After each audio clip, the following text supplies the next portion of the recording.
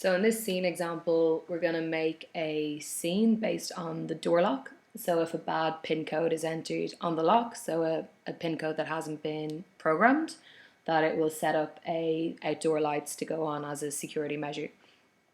So to do that, the first thing you need to make sure is that the settings for your lock are correct.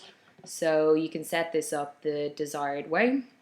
So if you click on the spanner of the door lock and go into device options, so the wrong code entry limit, so this is actually going to be the trigger for that scene executing. So if you want the scene to be based on one bad pin code is entered, then it will set up the trigger the scene straight away.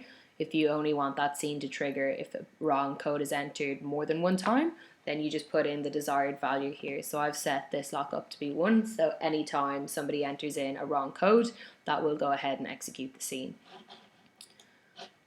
So once that setting's complete, you can go ahead and make the scene. So you're going to click on automation and select new scene. The scene will be called so bad pin security. What I'm going to do here is select the lights that I want to come on, say outdoor lights, when that bad pin code is entered. So I'm going to select maybe these two to come on.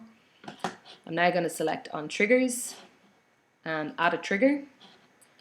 The device is going to be the door lock. The event is going to be a bad pin code is entered. I just simply need to name this trigger. So it's going to be bad pin code. And now if I want to set up any notifications, I can do that by checklisting the users here. If not, I can select confirm change and save. Once I click continue, that's going to save that scene, and that's all done.